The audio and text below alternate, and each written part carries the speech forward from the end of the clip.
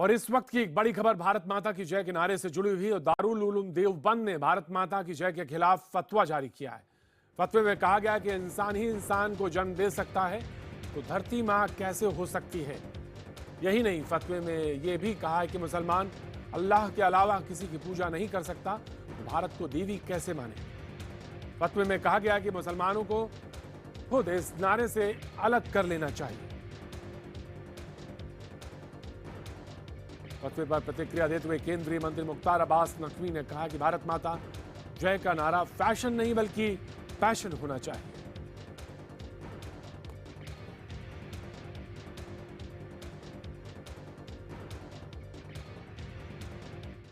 में रहना है, सबको हिंदुस्तान के संविधान, हिंदुस्तान के कानून, हिंदुस्तान की व्यवस्था के तहत रहना है और किसी को भी जो है वो हिंदुस्तान छोड़ के जाने की जरूरत नहीं है। हम हिंदुस्तान में जो भी हिंदुस्तानी जो भारतीय है उसकी सुरक्षा, उसके सम्मान, उसकी समृद्धि की हम गारंटी मानते हैं। और भारत माता की जय कोई फैशन नहीं है, ये पैशन होना चाहिए। भारत माता की जय कोई फैशन नहीं हो सकता, ये जुनून है, ये जज्बा है। और ये जुनून और जज्बा जो है वो हमारे संविधान का हिस्सा है, हमारे संस्कार का हिस्सा है, हमारी संस्कृति का हिस्सा है। और हमारा मानना है कि हमारे देश में जो भी हिंदुस्तानी रह रहा है, हर सच्चे हिंदुस्तानी का डीएनए राष्ट्रभक्ति है, नेशनलिज्म है। There is no need for DNA test. अगर डीएनए टेस्ट भी करेंगे तो बार बार आपको जो है वो नेशनलिज्म ही दिखाई पड़ेगा हर सच्चे हिंदुस्तानी के डीएनए में। और इस खबर पर हमारे सहयोगी लखनऊ से शलभ मणि त्रिपाठी जुड़ रहे हैं। शलभ, जिस तरह का दारुल देवबंद इदारा है तो उसकी बड़ी पैठ है, ना सिर्फ देश में बल्कि दुनिया में भी बड़ी उसकी पैठ है। क्या लगता है इस फतवे का असर कहां तक होगा, जहां तक मुसलमानों का सवाल है, और इस फतवे को वो किस तरह से लेते हैं? देखिए प्रतीक, दारुल उलूम की तरफ से ये बताया गया है कि तमाम तरह के खत उनके पास आ रहे थे, तमाम तरह की चिट्ठियां आ रही थी मुसलमानों की तरफ से, और उसमें ये पूछा जा रहा था कि भारत माता की जय उनको बोलना चाहिए कि नहीं बोलना चाहिए। और इसीलिए दारुल उलूम का ये कहना है कि उन्होंने ये फतवा जारी किया है, ये क्लेरिफाई किया है कि भारत माता की जय मुसलमानों को नहीं बोलना चाहिए। दारुल उलूम का जो अपना पक्ष है, उनका ये कहना है कि इंसान ही इंसान को जन्म दे सकता है, लिहाजा एक धरती किसी को जन्म नहीं दे सकती, लिहाजा हम धरती को मां नहीं मानेंगे। और दूसरा उनका यह तर्क है कि मुसलमान खुदा के अलावा किसी को बड़ा नहीं मानता, सबसे सर्वोच्च जो उनके लिए वो खुदा है, लिहाजा वो भारत माता की जय नहीं बोलेंगे। और दारुल उलूम ने मुसलमानों से ये अपील भी की है कि वो भारत माता की जय के जो नारा है उससे खुद को अलग कर ले। जहां तक बात स्वीकारता की है और दारुल उलूम के इस फतवे की है, तो मुसलमानों के अंदर ही एक बड़ा तबका है जो इस फतवे को नहीं मान रहा है। हालांकि खुलकर अभी तमाम मौलाना हैं जिनसे हमने कोशिश की कि उनसे बातचीत करें, खुलकर कोई कुछ नहीं बोल रहा, लेकिन एक बड़ा तबका है, जैसे बरेलवी मुसलमान जो है उनका यह कहना है कि ऐसा नहीं होना चाहिए। और भारत माता की जय का जो मुद्दा है उसमें तमाम ऐसे मुसलमान हैं जो बोलना चाहते हैं। अगर आपने देखा हो तो सलीम साहब ने खुद ये कहा है कि वो बोलना चाहते हैं, और तमाम जावेद साहब ने भी कहा कि बोलना चाहते हैं। तो बरेलवी जो मुसलमान है उनका ये कहना है कि ये भारत माता का की जय का एक मुद्दा इतना संवेदनशील है, राष्ट्र से जुड़ा मुद्दा है, मातृभूमि से जुड़ा मुद्दा है, लिहाजा इसको लेकर फतवा जारी नहीं होना चाहिए। दूसरी तरफ जो कुछ एक ऐसा धड़ा है मुसलमानों का जो दारुल उलूम को बहुत ज्यादा महत्व देता है, उसका ये मानना है कि हमारे मन में कंफ्यूजन था, तमाम तरह के सवाल थे, और अब क्योंकि देवबंद से ये फतवा आ गया है, लिहाजा वो भारत माता की जय का जो नारा है उससे खुद को अलग कर लेंगे। आप शलभ हमारे साथ जुड़े रहिए, बने रहिए। हमारे साथ दारुल उलूम फिरंगी महल के प्रवक्ता मौलाना सूफिया निज़ामी साहब हमारे साथ मौजूद हैं। निज़ामी साहब, ये जानना बेहद ज़रूरी होगा कि इस फतवे को आप किस नज़र से देखते हैं, जहां तक दारुल देवबंद का ये फतवा आया है।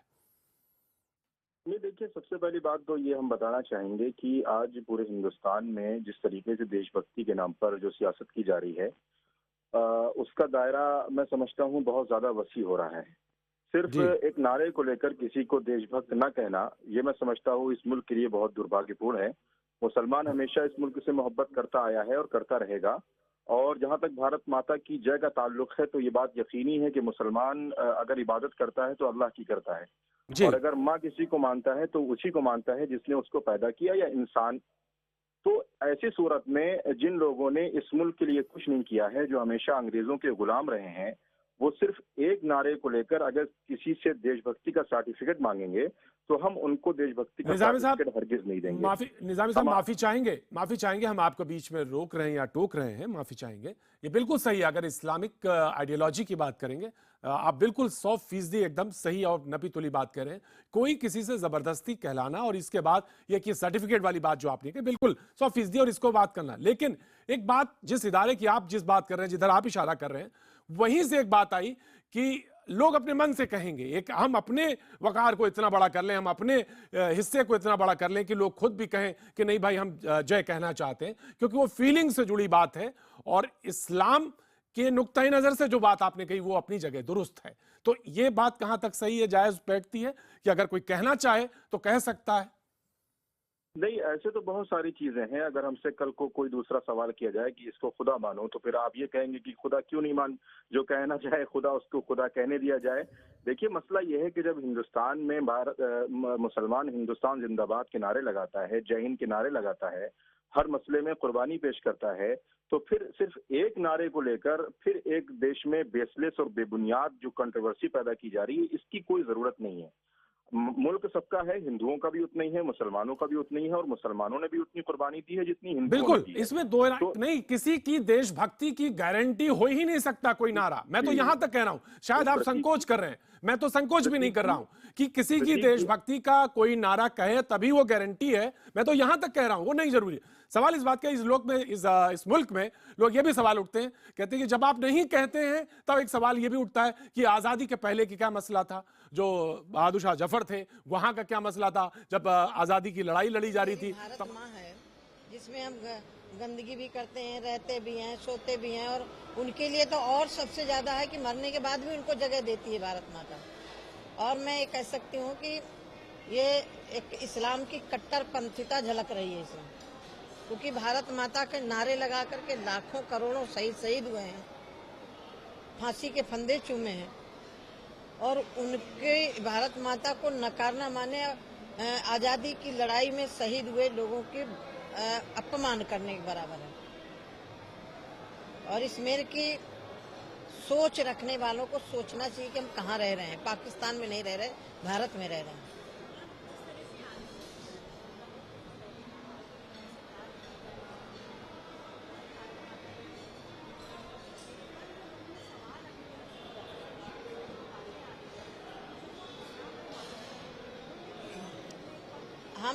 हम ये नहीं कहते कि इस्लाम को ना मानो, लेकिन जिसमें रह रहे हो, जिसकी खा रहे हो, उसको तो कम से कम मानो।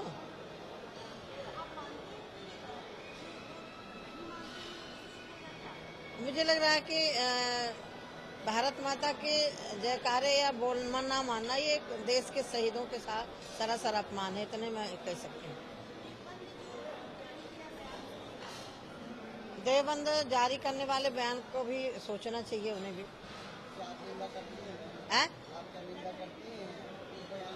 देखिए, भारत माता की जयकारे न लगाने वालों की मैं तो निंदा करती हूँ, सीधे निंदा करती हूँ। और मैं कह सकती हूँ कि ये एक मजहबी उन्माद है, समाज को तोड़ने का उन्माद है।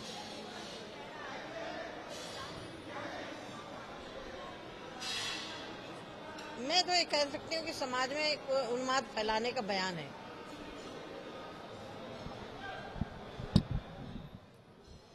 तो साध्वी निरंजन ज्योति जो कह रही थी धार्मिक उन्माद फैलाने का ये एक, और हमारे साथ आरएसएस के चिंतक और सोचने वाले, समझने वाले राकेश जी हमारे साथ भी मौजूद हैं, उनसे भी हम बातचीत करेंगे। लेकिन हम एक बार मौलाना सुफियान निजामी साहब के पास जाना चाहेंगे, क्योंकि उनसे बातचीत का सिलसिला चल रहा। तो मैं उनसे माफी के साथ ये कहना चाहूँगा, बीच में टेलीविजन में बाइट आ गई, उसको दिखा रहा था, इसलिए मैं माफी चाहता हूँ निजामी साहब। लेकिन जो आप अपनी बात कह रहे थे, वही बात वो निरंजन साध्वी साहब कह रही थी। वो ये कह रही थी कि अगर आप नहीं बोलते तो कहीं कहीं उन्माद फैलाने जैसी स्थिति पैदा होती है। जी नहीं, देखिए प्रतीक जी, कौन उन्माद इस मुल्क में फैला रहा है, कौन नहीं, वो दुनिया देख रही है और पूरा हिंदुस्तान देख रहा है। जहां तक के देशभक्ति का ताल्लुक है, तो देशभक्त मुसलमान हमेशा से रहा है। अगर कोई भारत माता की जय के नारे नहीं लगाता है तो इसका कतई ये मतलब नहीं है कि वो इस मुल्क से मोहब्बत नहीं करता है। हम जय हिंद के नारे लगाते हैं, हिंदुस्तान जिंदाबाद के नारे लगाते हैं, और हम उतनी ही हिंदुस्तान से मोहब्बत करते हैं जितने हमारे दूसरी मजहब के मानने वाले लोग करते हैं। तो ऐसी बिल्कुल। सूरत में जब हमारा मजहब निजामी हमें साहब, इजाजत नहीं देता है कि हम अल्लाह के अलावा किसी को खुदा माने या किसी इंसान के अलावा किसी को अपनी माता माने, तो फिर इसमें जब कॉन्स्टिट्यूशन ने हमें इजाजत दी है कि हम अपने मजहब पर अमल बिल्कुल कर सकते हैं, तो फिर हमने कॉन्स्टिट्यूशन से जी, हट कर आप कौन सी जिस ऐसी तरफ, बात कह दी? बिल्कुल बिल्कुल साहब आप बने रहिए मेरे साथ, क्योंकि जिस तरफ आप इशारा कर रहे हैं, जिस तरफ आप बात बार बार कह रहे हैं, वहीं से उसी विचारधारा के, उसी को समझने वाले, सोचने वाले, या मैं तो कहूं कि ओढ़ने और बिछाने वाले राकेश जी हमारे साथ मौजूद हैं। राकेश जी ये सवाल पूछ रहे हैं कि भाई जब मेरा कॉन्स्टिट्यूशन हमको इस बात की कह रहा है, हमको एक राइट दिया हुआ है, पर्सनल लॉ हमारे साथ है, तो फिर आप ये बार बार क्यों कहते हैं, ये गारंटी क्यों मांगते हैं कि ये नारा नहीं कहेंगे, ये बात नहीं कहेंगे तो आप देशभक्त नहीं है? राकेश जी देखिए, ये क्या क्या नहीं कहेंगे उसकी सूची तैयार कर लीजिए। मातरम नहीं कहेंगे, ये भारत माता की जय नहीं कहेंगे। मैं मानता हूं कि इस देश में 47 के बाद एक धारणा बनी थी कि भारत का मुसलमान यहाँ की सांस्कृतिक विरासत और बौद्धिक विरासत के साथ मिलकर चलेगा, जो इंडोनेशिया उदाहरण था। इंडोनेशिया की तरफ भारत एक बड़ा उदाहरण बनेगा, लेकिन हो रही है उल्टी स्थिति। आज भारत के मुसलमानों का एक तबका लीग की मानसिकता से ग्रस्त है। ये तो अच्छा हुआ भारत माता की जय पर एक डिबेट शुरू हुआ, और इस डिबेट ने लीगी मानसिकता को फिर से उजागर कर दिया है और दिखा दिया है कि जिस बात को लेकर मुस्लिम लीग 1947 से पहले राजनीति करती थी, संविधान का बार बार वास्ता देकर उन्हीं बातों पर बात करने की बात करती थी जिसे ब्रिटिश साम्राज्य और भारत के बीच में एक समझौते की तरह राष्ट्रवाद और राकेश जी यहाँ पे दिक्कत ये है, राकेश जी यहाँ पे दिक्कत ये है, निजामी साहब ये बार बार कह रहे हैं कि हमको अपनी शरीयत जो है हमारी, जो हमारी शरीयत के मुताबिक है, हमारे लॉ के मुताबिक है, हम इस्लाम की अवधारणा के मुताबिक हम नहीं कह सकते माँ जो है मेरी, जो दूध पिलाती है वही मेरी माँ है, इसके अलावा नहीं कोई माँ है। यहाँ दिक्कत यही है, और गारंटी आप कहते हैं कि वो जावेद अख्तर मुस्लिम नहीं रह गए। तब तो 1857 में जो नारे लगे थे, मुसलमानों ने नारे लगे थे, वो मुसलमान नहीं थे। देखिए, ये रेडिकलाइजेशन ऑफ इस्लाम जो है वो राष्ट्रवाद के विपरीत है, और मुझे लगता है कि आज देवबंद ने जो फतवा जारी किया है वह राष्ट्र विरोधी फतवा है और राष्ट्र को चुनौती देने वाला फतवा है। ये राष्ट्र से अपने मुंह मोड़ना चाहते हैं, इसकी निंदा की जानी चाहिए और फतवा वो वापस लें। निजामी साहब जवाब देना चाहेंगे? निजामी साहब जवाब देना चाहेंगे सीधे? राकेश जी ने कहा कि देश विरोधी है, और ये 1857 में जो नारे लगे थे क्या वो बेईमानी थे? हर हिंदुस्तानी उसको मानने को तैयार नहीं है। ये आरएसएस विरोधी फतवा तो हो सकता है, लेकिन राष्ट्र विरोधी फतवा नहीं हो सकता। निजामी साहब, राष्ट्र विरोधी फतवा वो होता है कि जिसमें पूरे हिंदुस्तान की आवाम जिसके खिलाफ हो, पूरे हिंदुस्तान की आवाम उसके खिलाफ नहीं है। कुछ मानसिकता के लोग जो हिंदुस्तान को तोड़ने की फिक्र में हैं, वो इसके पक्ष में हैं और इसको अपने खिलाफ उसको समझते हैं। मैं एक बात इसे जोड़ दूं, भारत माता की जय कहना यदि हिंदुस्तान को तोड़ना है तो हम ऐसे हिंदुस्तान को बार बार तोड़ते रहेंगे, और भारत माता की जय पर फतवा जारी करना यदि हिंदुस्तान की एकता की बात करना है तो ऐसी एकता की बात करने वालों को हम चुनौती देते हैं कि भारत की जनता इन्हें अस्वीकार करेगी। दूसरों को शामिल मत करिए, आप अकेले तोड़िए। आप शरीयत के अनुसार ये देश नहीं चलेगा, ये देश भारत के संविधान के अनुसार चलेगा, देश की सांस्कृतिक विरासत के अनुसार चलेगा। आप शरीयत को मत थोपिए, और यदि शरीयत की बात करेंगे तो बाकी मुस्लिम देशों में शरीयत में बहुत सुधार हुआ है। संविधान तो ये कह रहे हैं। नहीं तो राकेश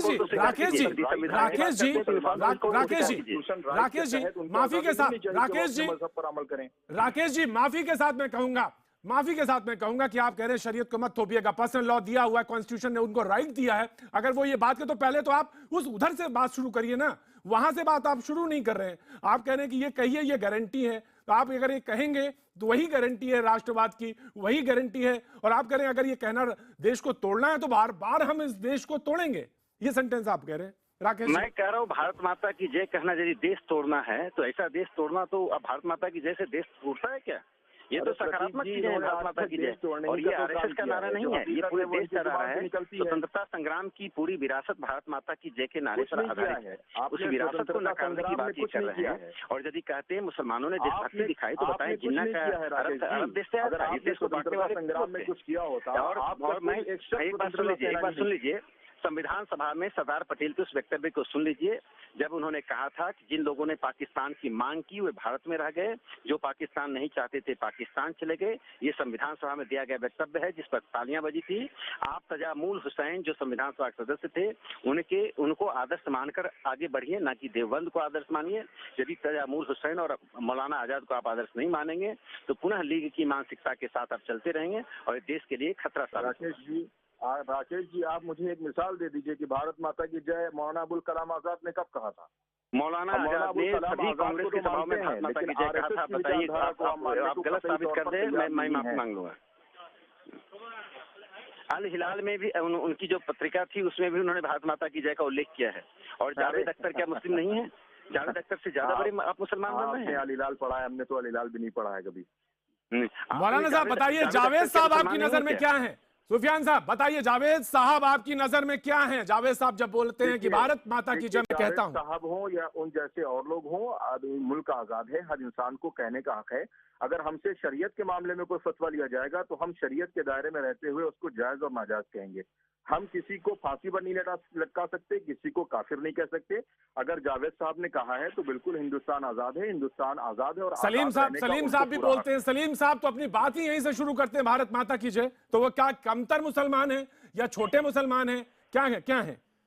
नहीं, ये बिल्कुल हमें कहने का हक नहीं है, लेकिन इस्लामी विचारधारा के दायरे के अंदर रहते हुए अगर आप हमसे सवाल करेंगे तो इस्लामी नुक्ते नजर से जो फतवा दिया गया है वो फतवा बिल्कुल दुरुस्त है। राकेश जी, लास्ट टिप्पणी आपकी। देखिए, मैं इतना ही कहूंगा कि देखिए, धर्म की एक अपनी महत्ता है, लेकिन उसकी सीमाएं भी हैं। आप किसी राष्ट्र में रहते हैं तो धर्म की सीमा को निश्चित करना पड़ेगा। यदि आप कहेंगे वो आपका संप्रदाय और आपका पर्सनल लॉ भारत के संविधान, भारत की विसारत, भारत के राष्ट्रवाद से ऊपर है, तो यह स्वीकार नहीं होगा। ऐसा ही कहने वालों ने देश को बांटा था और हम इस तरह की चीजों को अब स्वीकार करते हैं। आपको भारत के संविधान के अंतर्गत रहकर भारत की सभ्यता की विरासत के साथ ही बहुत शुक्रिया, बहुत शुक्रिया राकेश जी, बहुत शुक्रिया। इमरान साहब आपका भी बहुत शुक्रिया, सुफियान साहब बहुत शुक्रिया।